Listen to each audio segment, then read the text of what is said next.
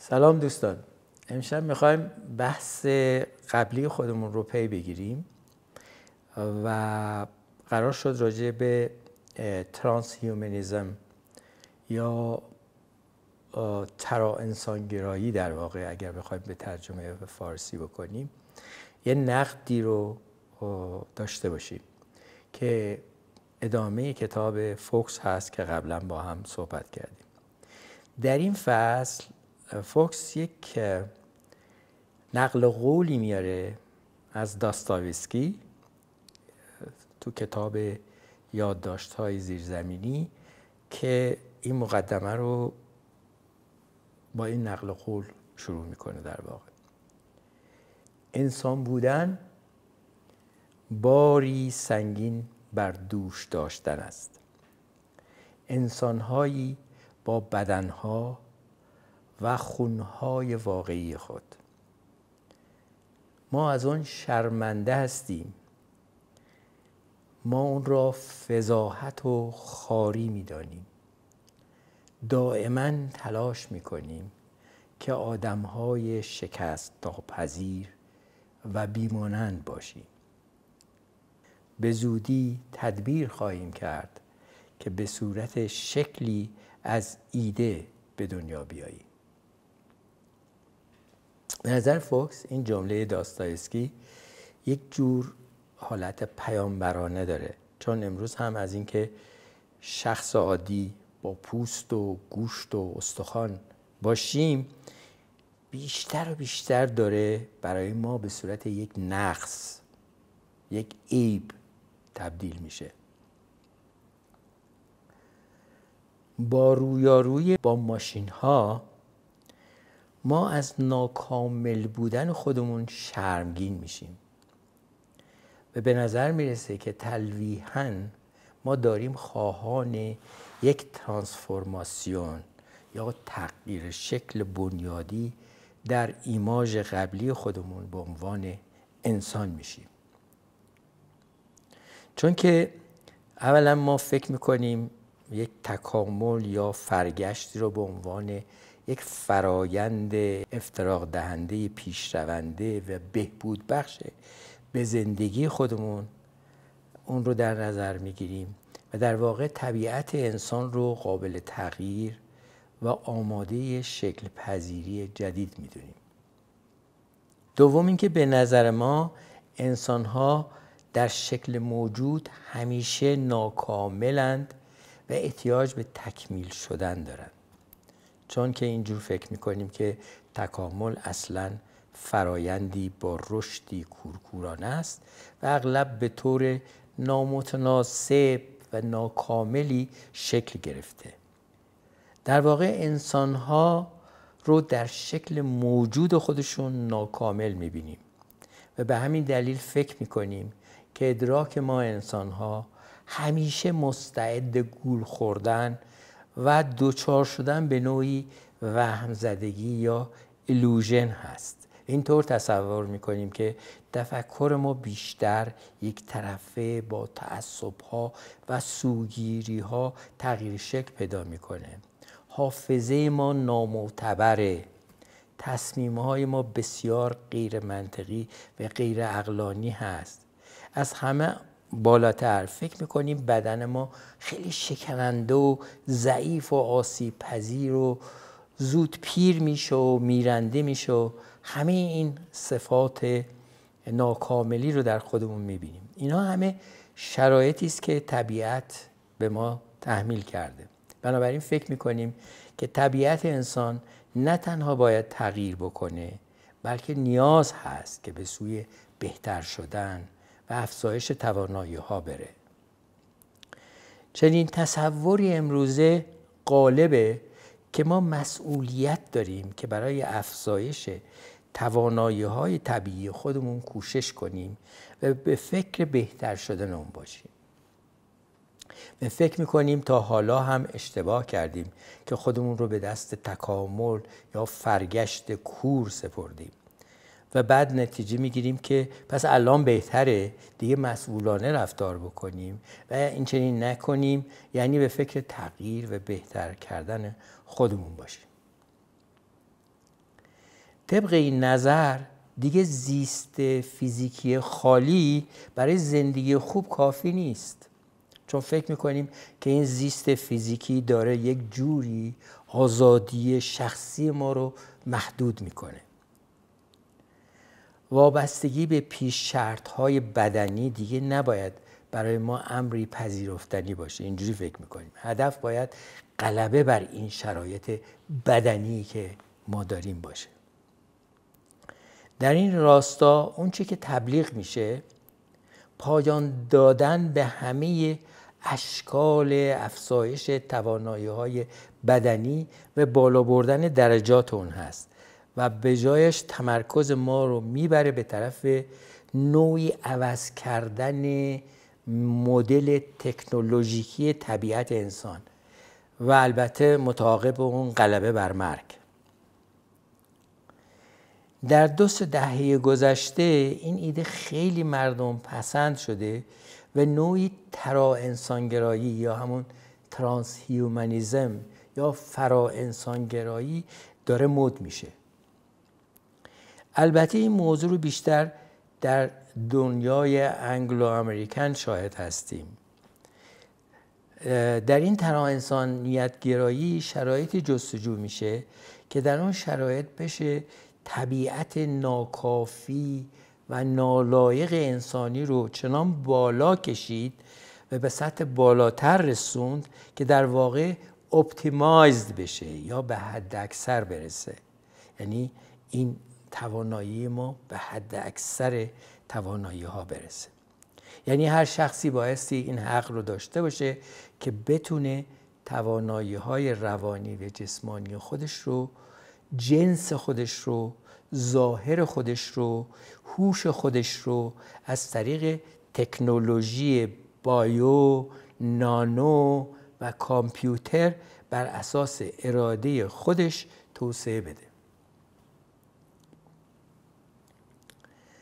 اشخاصی چون هانس موراوک یا ری کوزویل، نیک باستروم و دیگران پیش بینی میکنن به زودی با فیوژن یا با هم در آمیختن یا یکی شدن انسان و ماشین و به وجود آمدن سایبورگ ها مرحله بعدی تکامل ما از نظر هوش و طول عمر به جایی میرسه که امروزه برای ما دیگه قابل تصور نیست. یعنی امروز ما نمیتونیم اون تصورش بکنیم.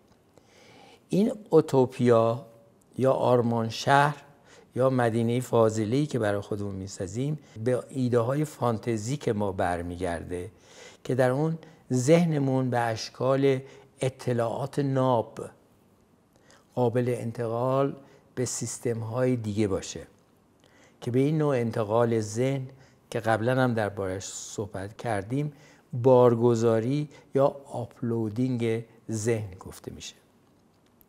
یعنی اینکه وقتی که ما میتونیم مغزهای خودمون رو به کامپیوتر وصل بکنیم، این فرصتی هست که ما بتونیم از شر بدن پیر و فرسوده شونده خودمون خلاص بشیم و در نهایت به نامیرایی دیجیتال برسیم. در واقع ترا انسانگرایی میاد و اون نظری افراطی رو که در طبیعت باوری و فرهنگ باوری بوده که حالا من راجع به این طبیعت باوری و فرهنگ باوری بیشتر توضیح میدم، در هر دو مورد، یعنی هم در طبیعت باوری هم در فرهنگ باوری، بدن به مثابه یک وسیله نقاله هست که به طور افراطی این رادیکالیزه میشه و میخواد شر بدن رو از میان برداره. یعنی بدن یه مزاحمه. این هم با وجود تناقض هایی که در موضع متقابل طبیعت باوری و فرهنگ باوری در جامعه وجود داره، ولی در مورد نقش زاید بگم گویا اشتراک نظر دارن که این نقش زاید بدن رو هر دوتاشون یه جوری قبول دارن در هر دو طبیعت باوری و فرهنگ باوری. موضع طبیعت باورانه میدونید که نوعی دیترمینیسم یا تعیین‌گرایی یا جبرگرایی یه بیولوژیک هست یا زیست شناختیه که اون رو ملاک میدونه. یعنی میگه این ژن ها، هورمون ها، نورون ها هستن که شخصیت ما رو، خلق ما رو، رفتار اجتماعی ما رو، حتی رفتار اخلاقی ما رو، از جمله فداکاری، از خودگذشتگی ما رو کنترل میکنن. همه اینا امتیازی برای بقای تکاملی ما هستن. البته طبق این نظر وابستگی، همبستگی، پیوستگی، عشق، اعتماد، همه پدیده های جانبی و حاشیه‌ای یا اپیفنومنا هستند برای فرایندهای اصلی بیوشیمیایی یا الگوریتم های ارگانیک مفید ما هستند. یعنی اینها اپیفنومنا هستند برای فرایندهای اصلی بیوشیمیایی یا الگوریتم های ارگانیکی که مفید هستند برای ما.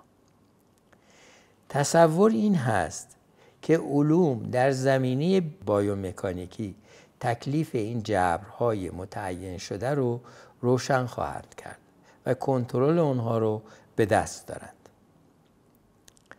در تضاد با اون موضع فرهنگگرایان یا فرهنگ باوران اراده‌گرا هست که میگن هیچ گونه نباید تسلیم جبر دیترمینیستی بیولوژیکی فردی شد. خب ولی میگن هوش، شخصیت، جنسیت و دیگر مشخصاتی که تشکیلات فیزیکی ما رو تشکیل میدن در نهایت تابعی محض از عوامل اجتماعی شدن و نحوه ساختارمندی اجتماعی هستن. یعنی وابسته به فرهنگ هستن، هیچ ربطی به بیولوژی اصلا نداره. در اینجا از هر دو سوی قضیه تکلیف بدن معلومه، چون بی اهمیته. حداقل اینکه بدن عامل محدودیت و ناخوشایندی برای آزادی فردی دونسته میشه.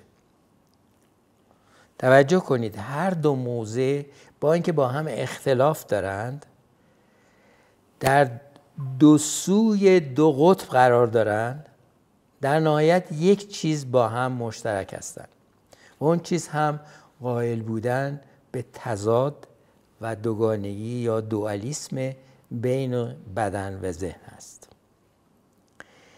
در این دوالیسم یا دوگانه پنداری از یک سو دیترمینیشن یا تعین پذیری و جبر کامل بر کارکرد ذهن از طریق بیولوژی یا زیستشناسی مغزی اعمال میشه، متقابلا در اون طرف فرهنگ باوری نوعی حکمرانی کارکرد ذهن بر بیولوژی یا زیستشناسی به طور اراده گرایانه و رادیکال مورد تایید قرار میگیره. به طور پارادوکسیکال یا متناقض هر دو موضع منجر به نتایج مشترکی میشه و اون هم نیاز به دخالت و دستکاری هرچه بیشتر در طبیعت فیزیکی یا بدن هست. توجه کنید به مانیفست سایبورگ توسط دونا هاراوی 1995-1985 تاریخی که این صحبت کرده، برای او به عنوان فمینیست رادیکال متافور یا استعاره سایبورگ ها که درباره‌اش صحبت کردیم، اون مخلوط انسان ماشین، نوعی براندازی هویت‌های جنسی و جنسیتی و طبیعت حال حاضر انسان هست. یعنی اون ایده فمینیستیش رو میخواد به این ترتیب در سایبورگ منسجم ببینه. ما همین ایده رو در نظریه‌های کارکردگرایی یا فانکشنالیسم هم داریم که بر اساس اون ذهن انسان نه تنها مغز رو شامل میشه، بلکه شامل پروتزها، اندام مصنوعی، ذخیره‌های حافظه‌ای و سیستم‌های داده یا دیتا هم هستند. فیلسوف معروفی به نام آندی کلارک 2003 میگه از سایبورگ ها یا ماشین انسان هایی میگه که طبیعی به دنیا میان اینها، یعنی دیگه موردی برای جلوگیری از اختلاط تکنولوژی و بدن طبیعی انسان وجود نداره، چون طبیعت فیزیکی خودش از پیش بنابر یک آنالوژی همون سیستم تکنیکی فهم میشه. هیچ کدام از این موضع‌های دوگانه یاد شده، چه طبیعت باورانه یا فرهنگ باورانه باشن، هر دوتاشون به طور دوالیستی یا دوگانه پندارانه نمیتونن برای بدنمندی، یعنی تعلق ذهن به بدن ما که ساختار پایه‌ای انسانشناسی یا آنتروپولوژی که ما مطرح میکنیم رو تشکیل میدن، نقش مرکزی براش قائل بشن.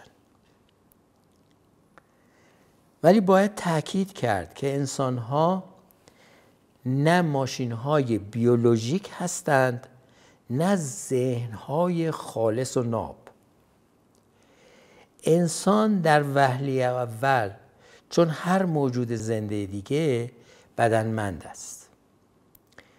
ذهن‌های متعلق به بدن دارند در واقع. یعنی بدندار بودن چیزی بیرونی و ضمیمی برای ما نیست، بلکه بنیاد وجودی ماست و کنش‌های ما شکلی از به اجرا در آمدن بدنمند حیات ما هستند و به بدن ما تعلق دارد. انسان هم به جسمانیت یا کورپورالیتی خودش تعلق داره. اینجا انسان همزمان هم موجودی زیست شناختی یا بیولوژیکی هست و هم فرهنگی یا کالچرال، چون هر دو جزئی از طبیعت آنتروپولوژیک یا انسان شناختی ما هستند. شکل‌گیری فرهنگی طبیعت بدنی انسان بخشی از ساختار آنتروپولوژیک انسانی هست. در اینجا سوالاتی که باید پرسیده بشه، اول اینکه بایستی پرسید آیا طبیعت انسان اصلاً از نظر بیولوژیکی قابل بهبود داده شدن هست؟ این سوال تعجب برانگیزه، حتی هر چقدر هم انسان از نظر فیزیکی، شناختی، هیجانی یا اخلاقی دچار محدودیت یا ناکامل و ناقص باشه، این چیز ساده‌ای نمیتونه باشه، چون بهبود بخشیدن به طور رادیکال جدی بهایی داره و بهایش هم خیلی سنگین‌تر از اونی که به نظر میرسه. بایستی برای این بها دادن آماده باشیم. دوم این که هر نوع اصلاحاتی به سوی این خواهد بود که از انسان موجود باید عبور کنیم تا به فرا یا ترا انسان برسیم. سوم این که در نهایت در شق رادیکال دوگانه پندارانه، یعنی ایده انتقال ذهن یا بارگذاری یا آپلودینگ ذهن در ترا انسانگرایی، باید تأکید کرد که این طرز تفکر اساساً بر مفهوم غلطی از شکل‌گیری آگاهی در بدن انسان قرار داره. ذهن انسان الگوریتمی دیجیتالی از اطلاعات نیست، بلکه پشت اون زیستمندی، داشتن حیات و بدنمندی قرار داره. یعنی ذهن جدا از بدن نیست، بلکه تعلق به بدن داره و به طور جداگانه نمیتونه در جای دیگری بارگذاری بشه. این هویت از خویشتن یا شخص که با پوست و گوشت و استخوان و عصب در طول زندگی ساخته و پرداخته میشه، نمیتونه به صورت مجموعه داده ها بازنمایی بشه. اینجا لازمه که به یه تاریخچه از نگاه ترا انسانگرایی برسیم و راجع به اون صحبت کنیم که چجوری این ایده به کمال رسیدن انسان در واقع پیش اومده در طول تاریخ، که من میخوام اینجا از این بحث طولانی صرف نظر بکنم و برسم به اینکه فقط به این بسنده بکنم که ما میتونیم از ریشه های تاریخی این تمایلات کمالگرایانه در اندیشه و عمل در فرهنگ شرق و غرب رو فعلا کنار بذاریم و بعد در یک فرصت دیگری به این بپردازیم تا فقط به این خلاصه بپردازیم که در حال حاضر این پسا انسانگرایی چجوری داره شکل میگیره و ما رو داره به کجا میرسونه و ریشه های تاریخی و فرهنگی اون رو بذاریم در یک فرصت دیگه صحبت کنیم بهش. این پسا انسانگرایی رادیکالی که تازه به وجود اومده به سالهای 1980 مربوط میشه که شروع میشه با شکوهمند جلوه دادن آینده نگرانی تکنولوژی یا فناوری و دوران پسا انسانی ماشین که در کتاب ذهن کودکان آینده ربات و هوش انسان سال 1988 از هانس موراوک آمده که در اونجا موراوک یک پسا انسانیه که میگه در پسا انسانیت در اون دو تا اتفاق میفته. اول که انتظار زندگی به 500 سال برسه، یعنی ما انتظار داشته باشیم 500 سال زندگی بکنیم، و دوم این که توانایی شناختی ما به 2 برابر اون چی که در حال حاضر هست برسه که در اون به طور گسترده‌ای آسیب ذهنی دیگه ناپدید بشه. همونطور که هانس موراوک میگه درباره آینده ربات و هوش انسان یک همچین وضعیتی پیش میاد که ایده نامیرایی دیجیتال رو نوعی فرامهاجرت یا ترانس مایگریشن روح میدونه که میبایست در سال 2018 اتفاق میافتاده که میبینیم که 2018 شده ولی چنین تکنولوژی فعلا ممکن نشده که گویا قرار بوده بشه. او میگه در حالی که انسانیت بیولوژیک با آهستگی در حال مرگه، انسان‌ها زیست مداوم خودشون رو از طریق ذهن شبیه سازی شده یا سیمولیتد شده یک کامپیوتری ممکن میکنن. کسی که حرف موراوک رو دنبال میکنه ری کوزیل هست که پیشبینی او رو تصحیح کرده. کوزیل سینگولاریتی رو پیشبینی میکنه. این سینگولاریتی یعنی زمانی که انسان با ماشین فیوژن پیدا میکنه و با هم ترکیب میشه و به صورت یک موجود انسان کامپیوتر به صورت یک سایبورگ در میاد که این سایبورگ ها نامیرایی دیجیتال میتونن داشته باشن. میان روح‌های انسانگراها یا ترانس هیومانیست ها به بهبود طبیعت انسان از طریق بایوتکنولوژی در آینده نزدیک نظر دارند که به زودی به شرایط حداکثری انسانی یا هومو اپتیموم خواهد رسید. ایده‌ای که توسط یک کارکردگرای معروف که در آکسفورد هست به نام ایان پیرسون از این ایده بسیار ستایش میشه. به هر حال این ترا انسانگرایان چنان زیاد و غالب هستند که نمیشه در حال حاضر نادیده‌شون گرفت و باید دربارش صحبت کرد. حالا میرسیم به این مبحث که آیا طبیعت انسان قابل بهبود بخشیدن هست اصلا؟ یعنی میتونیم اونو بهبود ببخشیم طبیعت انسان رو؟ بگذارید با یه سوال مهمی شروع کنیم که آیا طبیعت انسان به طور بنیادی از طریق دخالت‌های ژنتیکی، نوروتکنیکی یا طرق دیگه قابل بهبود بخشیدنه؟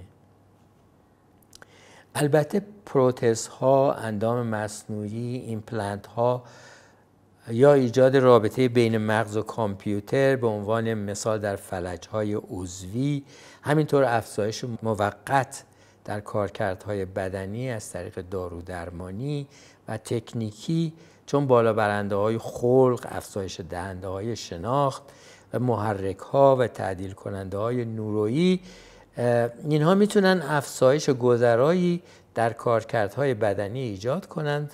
اینها رو باید کنار بگذاریم فعلا. چه اونها هم باید تحت ارزیابی‌های اخلاقی باشن، ولی میشه اونها رو فعلا کنار گذاشت، چون اینا تغییرات بنیادی ایجاد نمی‌کنن. و ما در اینجا میخوایم راجع به امکان تغییرات اساسی به سوی کمالگرایی در طبیعت انسان صحبت بکنیم. یعنی برسیم به گونه انسانی بهتر، یعنی انسان اپتیمومی، حد اکثری، یک انقلابی از نظر بایوتکنولوژی که به اون هومو اپتیموس گفته میشه. اول راجع به مهارت‌های شناختی صحبت کنیم. اجازه بدید از افزایش دهنده یا تقویت کننده های شناختی شروع کنیم.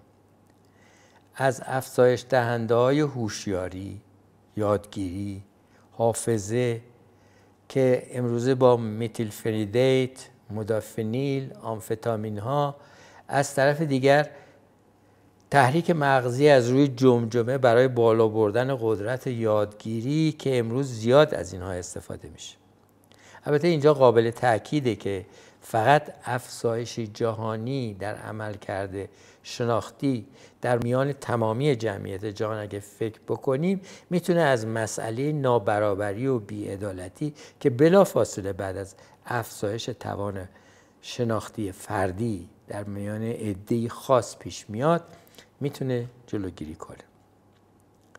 ولی میدونیم که بسیاری از امتیازات آشکار افزایش توان نورایی به سرعت میتونه از بین بره. یعنی اینها پایدار نیستن معمولا این تغییرات. حالا بگذارید این سوال رو مطرح کنیم که آیا این افزایش توانایی شناختی گذرا که اگر جهانی هم بشه آیا اصلا چیز قابل خواستنی برای ما هست یا نیست؟ البته که در نگاه اول در جهان امروزی که ما به سرعت در یادگیری و کارآمدی شغلی و حرفی نیاز مبرم داریم، افزایش دامنه توجه و تمرکز به نظر یک امتیاز غیر قابل انکاری میاد. ولی دسترسی به توجه و تمرکز در دستگاه عصبی ما بسیار سخت است و رسیدن به اون به رقابت نیاز داره. تمرکز و توجه بر روی یک مسائل ویژه و خاص همیشه باعث میشه که ابژه های دیگه مفید این وسط حذف بشن، چون ما باید توجه کنیم به یک موضوعات خاص. به عنوان مثال بیمارانی که ریتالین محرک برای رفع اختلال در توجه مصرف میکنن گزارش میدن که افزایش متمرکز شدن روی یک موضوع خاص باعث میشه بقیه مسائل حاشیه‌ای و ثانوی بشن و با وجود افزایش تمرکز شناختی ممکنه علاقه به تجربیات بین‌فردی، خودانگیختگی و خلاقیت کاهش پیدا کنه. بدون شک افزایش توانایی تمرکز نوعی امتیاز در شرایط خاص میتونه باشه، ولی افزایش عمومی ظرفیت توجه انسان میتونه به قیمت از دست دادن اون گشودگی، اون انعطاف پذیری و حساسیت به تازگی و نوبودگی و خلاقیت تمام بشه. در عوض مهارت، سرعت و رقابت افزایش پیدا کنه. پس بنابراین چیزهایی رو ما این وسط میتونیم از دست بدیم. آیا حالا میخوایم کارکرد بهتر و بهتری داشته باشیم یا میخوایم گشوده و خلاق باشیم؟ و این دوتا هر دو رو در یک جا خیلی سخت نگه داشتن. در واقع ما با این نوع افزایش توجه و تمرکز و به حد اکثر رسانی با نوعی تناقض روبرو هستیم.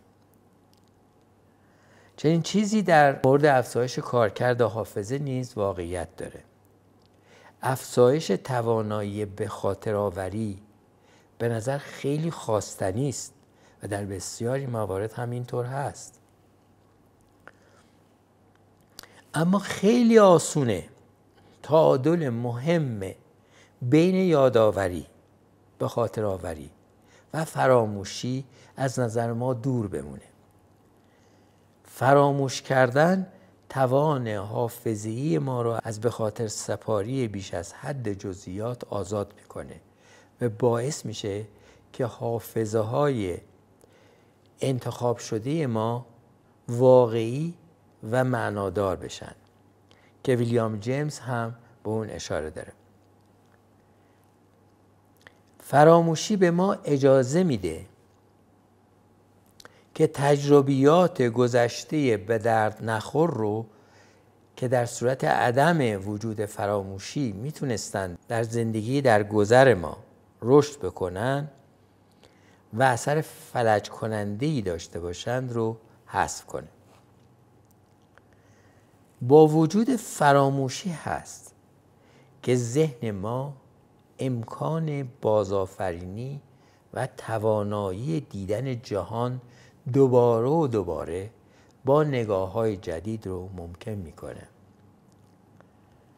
اهمیت این تعادل بین به خاطر آوری و فراموشی در اختلال نادری به نام هایپرتیمیسیا یعنی پیش یادآوری دیده میشه.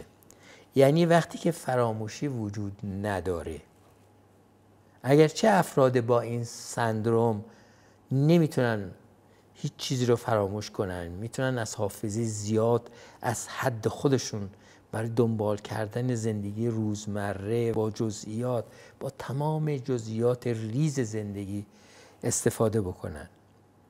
به علاوه افزایش حافظه غیر اختصاصی بدون فراموشی امکان تفکر مفهومی رو مشکل میکنه یا از ما میگیره.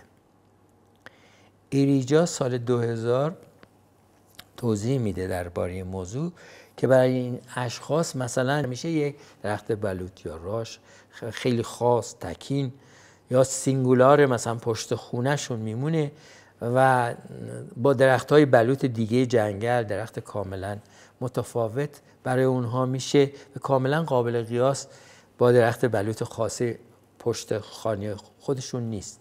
چون شما اگر هایپرتیمیسیا داشته باشید یا پیش یادآوری داشته باشید نمیتونید جزئیات یک درخت واحد رو فراموش بکنید و نمیتونید اون رو قیاس بکنید با درخت‌های بلوط دیگه. یعنی اون ابستراکشن، اون انتزاع صورت نمیگیره. در این حالت شما نمیتونید انتزاع بکنید و شما نمیتونید جنگل رو ببینید. بنابراین فراموشی در نهایت اثر آزاد کننده‌ای داره اینجا. یعنی ذهنتون رو آزاد میکنه. حافظه و فراموشی یک دیگر رو ممکن میکنن. اینا دوتا به طور دیالکتیکی با هم در ارتباطن. مثل یک پیش زمینه و پس زمینه میتونن مورد استفاده قرار بگیرن و یکی بدون دیگری مفهومی پیدا نمیکنه. بنابراین به حد اکثر رسوندن حافظه یک امتیاز واقعی نیست که همه دنبالشن، بلکه میتونه یک خطر باشه. هر افزایش معنادار حافظه بر اساس اینکه شخص بخواد اونها رو نگه داره یا فراموش کنه اجازه انتخاب پیدا میکنه. ولی این دقیقاً مشخصه حافظه ماست که نوعی تعادل زنده بین به خاطر آوری و فراموشی خلق میکنه که به طور دائم بر اساس نیازهای جاری شکل میگیرن. چیزهای به ظاهر فراموش شده میتونن به طور غیر قابل پیش بینی و غیر منتظره در شرایط مناسبی مجدداً به خاطر آورده شن. در تضاد با اون نوعی حذف هدفدار حافظه‌ای یا به طور متناقضی تولید حافظه از طریق تحریک مغز نوعی هویت مصنوعی برای انسان ایجاد میکنه. البته طراحی این چنین حافظه‌ای میتونه برای ترا انسانگرایان جذاب باشه، ولی بیشتر افراد این امکان دستکاری در حافظه رو نمیپذیرن، چون برای فرایند طبیعی حافظه و اصالت اون ارزش زیادی باید قائل باشن.